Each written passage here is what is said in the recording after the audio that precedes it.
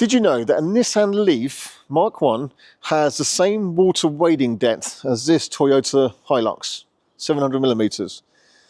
What's that about here?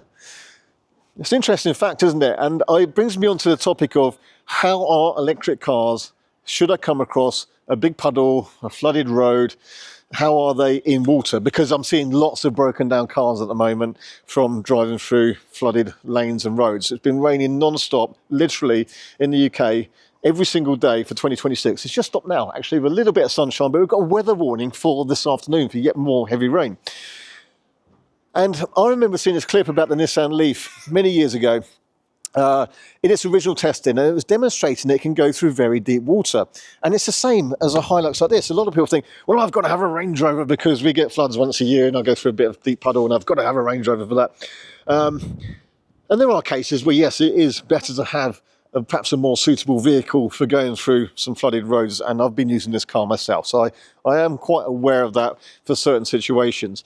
But generally, how are electric cars with deeper water? Well, firstly, before I get too much more into this video, I do want to stress that I do not condone driving your car through deep puddles or deep water. If you do that and you break your car, you do it on your own volition. You do not want to go through deep water. That's the number one rule. Cars don't really like it, not really designed for it. And even ones with high intakes and snorkels and such like, if you're in deep water for a long time, they don't particularly like it either. So that's the number one rule, especially if you don't know the road. And there's just things under the water that you probably don't want to come across as well. There might be a pothole, you might come off the edge, and there's ditches, or there might be a log or something under the water that you don't want to hit. So number one rule, don't go into water. Number two, it's about the speed that you go into the water. So let me demonstrate on some normal cars, as it were, not standing next to a Hilux. The problem I've seen with a car I was behind just yesterday, going through a puddle in front of me, and they went into the water quite slowly, and then they were like, oh, this is quite deep. So they just sped up as quick as they can. And all this water rushed up the front of the car, and lo and behold, the car conked out. And I must admit to have seen many of the videos on YouTube of people going into Fords and then killing their cars, because usually they just don't know how to drive in water. So if you want to get through the water, typically go through at the right speed. Your air intake on most cars is going to be somewhere like this. You do not want water going up there. Therefore, if there's water up to here and you accelerate, it goes up and it gets sucked into the engine, and it will kill your engine, and you'll conk out, and then the car becomes stationary in water, then it will flood through and your car will be written off. And usually, in like 9.5 out of 10 of the cases I've seen where you see cars going through Fords and deep water and they conk out, it's the driver's fault. They're just not knowing how to drive through water, and they go through it too fast, create a huge bow wave, and they suck the water in. And that is always why people kill their cars in water, nearly always. Now, with an electric car, take a Model 3 like this, and I've been through some pretty deep water in Teslas, and in a Porsche Taycan I had as well. And that was, I really had no choice in a Taycan. I was up in a Lake District, and it just rained constantly in Windus Valley, and then literally everyone was going for like the one exit out, and there's water's pouring down, and other cars were drowning, and I actually drove through it in a Porsche Taycan with water coming up the bonnet. But it didn't conk out, and that's because an electric car doesn't have that air intake, and there's no actual grille even on a Tesla. Some cars will have a grille at the front, but they're electric, and it's just more like a fake grille, or it might cool some. There are some radiators behind here, and that's for cooling the liquid that runs around the batteries, but it's not air intake. So again, let me iterate.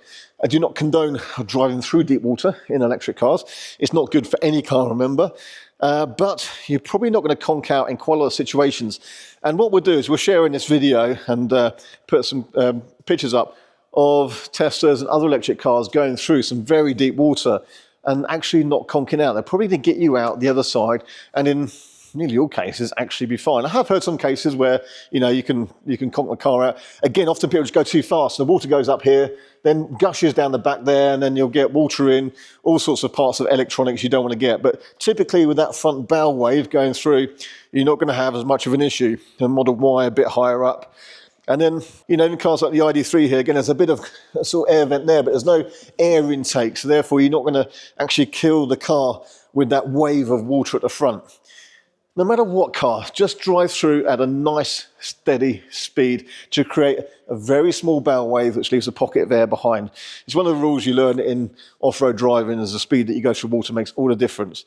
And if it's getting really deep, actually you need to just go slowly. If it comes in a little bit through the doors and makes your carpet wet is one thing, but if you go faster and it goes up and into the air intake of your combustion car, you will kill it. So, and in vans, people often think, I'm driving a van, I can drive through. I see loads of Mercedes Sprinters and stuff. And they go, oh, I'm in a van, I'll be fine. They go through and water gushes up here, goes in the air intake and kills the van just as easy as a car. So just because you're in a van makes no difference. Just drive through at a nice, very low, sensible speed. Not so slowly that, you know, you're not getting through it, but drive at the right speed. If you're not sure, if you don't know how to drive through a deep puddle, just don't drive through the deep puddle. Find another way. Don't travel that day. The warnings are always out there from the Met Office. So, going back to the original question, and the thing I wanted to pose, try and answer was when people say to me, are electric cars any good when it comes to a bit of flooded road, a deeper than expected puddle? Yes, better than a combustion car because they do not need to suck in air from the front of the vehicle. So you stand a much better chance of being absolutely fine going through it. Now, that's not to say you should go through it. Always try and avoid it if you can. But my conclusion is electric cars are actually better in deeper water than a combustion car. So there we have it. Thanks for watching. I hope that's an interesting video. There's still some clips we haven't used. We'll play them now of various cars going through deep water, and you'll find an electric car usually does better. In fact, one of the best videos, let's put it right here now, is an MG. And you can see it's actually starting to float, but the weight at the front's a bit more. It just gets a bit of grip and it drives out. And it's definitely, if that was a combustion car, that would be dead as a dodo because it would have sucked in air. Anyway, I hope that's interesting. Thanks for watching, and don't drive through deep water. Be careful out there.